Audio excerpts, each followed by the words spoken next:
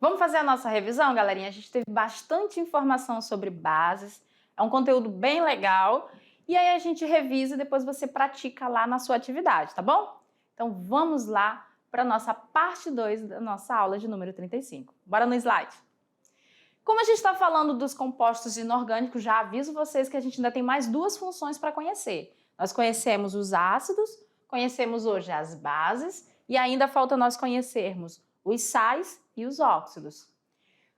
Como base, a gente viu que as bases são compostos, são substâncias que normalmente são substâncias do tipo iônica, e isso quer dizer que em meio aquoso elas fazem a liberação de íons através da dissociação iônica. Então, a partir dessa observação, a gente tem o conceito de Arrhenius, que ele diz que todas as bases, que as bases são compostos que têm a capacidade de dissociar na água, liberando, no caso, o íon, que é a hidroxila, que a gente conhece como OH-.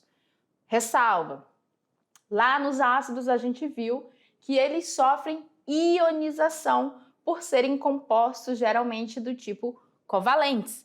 Nas bases, geralmente por serem substâncias iônicas, eles sofrem o que nós chamamos de dissociação. A gente já tem as cargas presentes aqui e em meio aquoso elas são liberadas para o meio. A gente viu também a solubilidade das bases e essa solubilidade ela vai interferir se uma base é forte, ou fraca.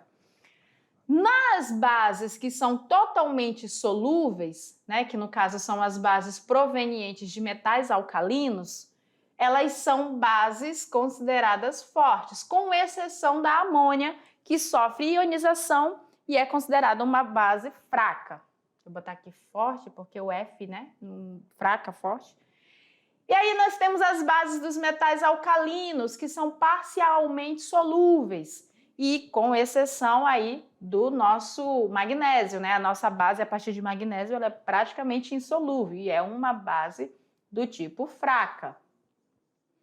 Já a dos metais alcalinos, elas também são consideradas bases fortes por serem praticamente solúveis. Aí lembra da exceção, tá?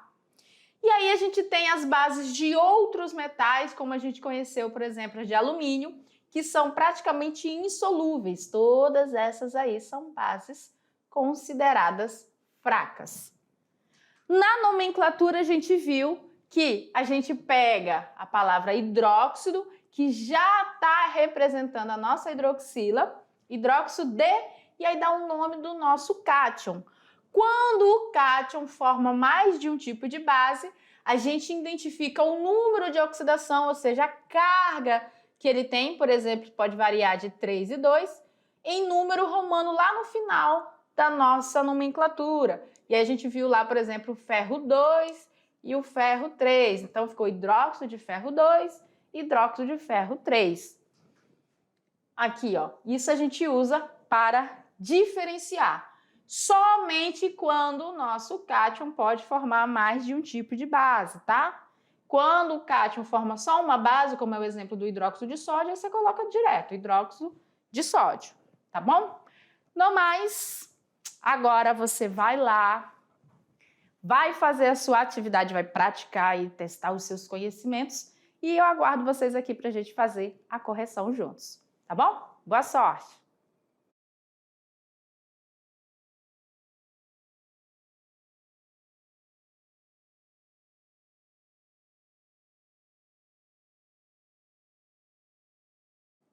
E aí, galerinha, tava muito difícil?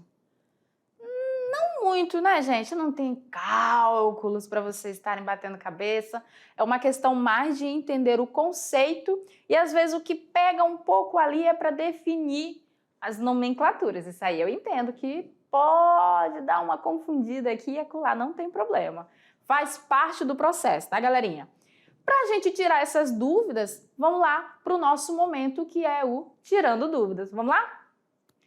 Na questão de número 1, diz o seguinte, não se espante com o nome, tá, gente?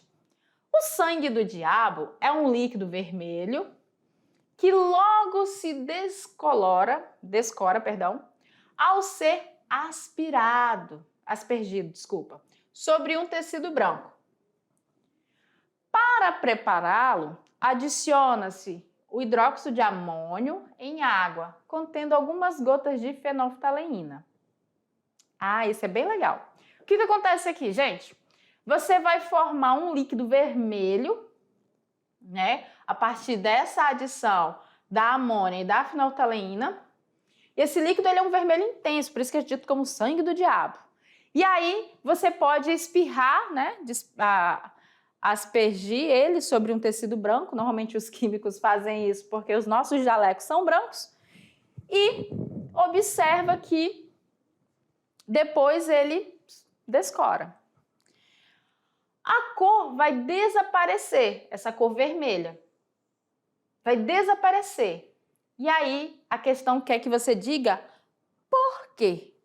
Por que que quando a gente formou, né, esse líquido vermelho, manchou, entre aspas, lá o jaleco branco do professor, com o tempo a coloração vermelha some e o tecido fica inalterado? Por que que isso ocorre? Ó, observa que o segredo tá aqui, ó. Tá aqui, você viu que tá aqui. Por quê? Vamos lá. Letra A. O tecido branco reage com a solução formando ácido amoníaco?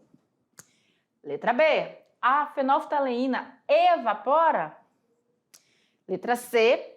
A fenolftaleína reage rapidamente com o hidróxido de amônio? Letra D. A amônia, né, o NH3, logo evapora? E letra E, a solução é assim denominada devido à sua alta viscosidade. Primeiro ponto, letra E está totalmente fora do que a questão está pedindo. Ele quer saber por que a cor desaparece. Observa que a letra E em nada conversa com a pergunta. Cuidado com questões assim, viu, gente? Tem concurso que você até pode, entre aspas, concurso não, tem provas que você até pode errar a questão certa, mas pelo menos marcar uma que esteja no raciocínio encaminhado pela questão.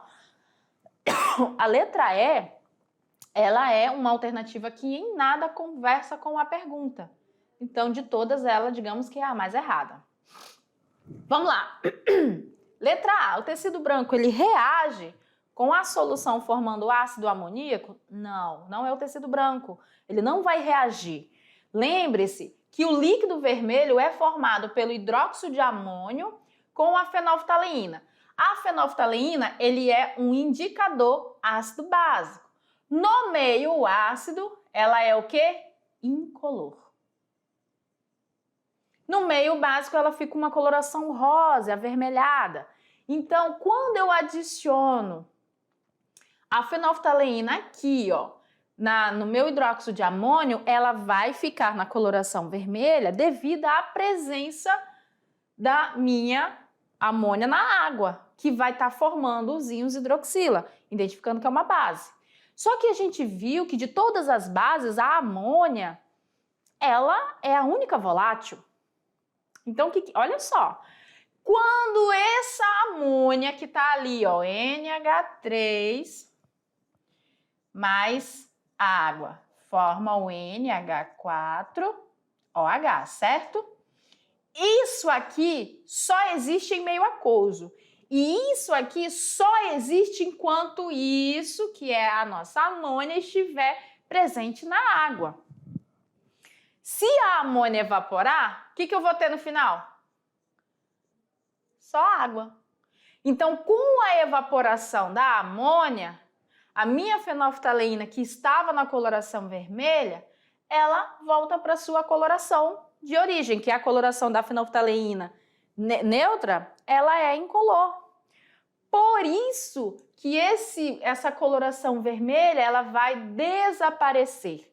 Porque a amônia, ela vai evaporar, ela é muito volátil. Por isso que entre todas as alternativas, a nossa letra D é a única correta. Vai mudar de cor porque o NH3 logo evapora. Quando o NH3 evapora, isso aqui deixa de existir. A amônia foi embora, ficou quem? Ficou a água. E aí, a coloração do nosso líquido até então, que era vermelho, volta. A fenolftaleína apresenta a cor vermelha em meio básico, por isso, quando é jogado no tecido branco, ele fica vermelho. Porém, a hidróxido de amônio é um composto instável que se decompõe rapidamente em amônia e água. A amônia, por sua vez, se evapora muito rapidamente, assim o mesmo que a solução tenha manchado o tecido, passado alguns instantes, o líquido fica incolor e a roupa volta ao estado normal sem deixar nenhum vestígio. Vamos lá para a questão de número 2, que a questão de número 2 é muito bacana. Ela trabalhou a nomenclatura das bases. E aí você tem que ficar ligadinho para o cátion que está formando a base. Você tem que saber a carga do cátion. Vamos pegar aqui, ó, sódio, cálcio e alumínio. O sódio, Na+, o cálcio, Ca2+, e o alumínio, Al3+. Isso significa que aqui eu vou ter só OH, nesse aqui eu vou ter OH2 e nesse aqui eu vou ter OH3. Então eu vou atrás das minhas bases que tem essa junção para dizer qual das alternativas apresenta a fórmula correta para o hidróxido de sódio, o hidróxido de cálcio e o hidróxido de alumínio nessa sequência.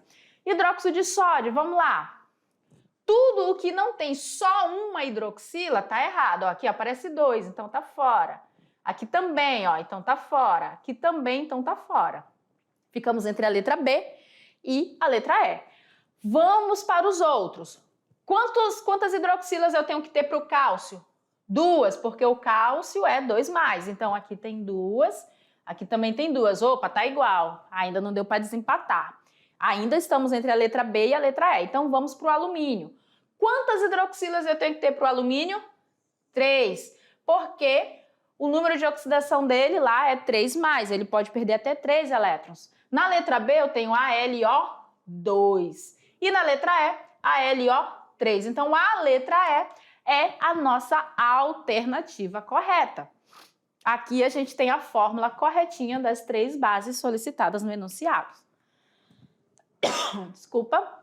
Então, a gente tem que as fórmulas das bases do hidróxido de sódio, hidróxido de cálcio e de alumínio são, respectivamente, olha o 2 aqui enxerido, NaOH, NaOH, CaOH2, AlOH3. Letra E.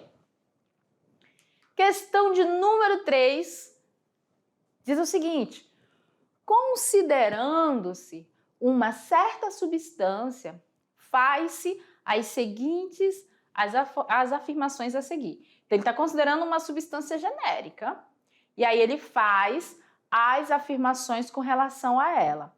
Essa substância reage com o ácido, dando origem a sal e água. 2. Em presença de água, sofre dissociação iônica parcial. Parcial, não é total, então ela não é totalmente solúvel. 3. Em solução aquosa, torna a fenolftaleína vermelha. Então, juntando aqui, a gente sabe que ele está falando de uma base. Certo? Está falando de uma base. E aí, o que nós vamos atrás? Tirando a amônia, que é NH3, as outras bases na estrutura vão apresentar quem? A nossa hidroxila. Se você tinha dúvida de como marcar, vai por eliminação. O que não tem hidroxila na estrutura vai ser a tua resposta certa, porque ele quer uma base. E como ele fala que ela é parcial, sofre dissociação parcial, mesmo que tu tivesse uma amônia ali, não seria, porque a amônia ela não sofre dissociação iônica, ela sofre ionização. Então, a letra A não é, a letra B não é, a letra D não é, e nem a letra E, muito menos a letra E, porque a letra E é um ácido, e um ácido não reage com outro ácido dando sal e água. Vai ser a nossa letra D, onde nós temos aí uma base, que é o nosso hidróxido de magnésio.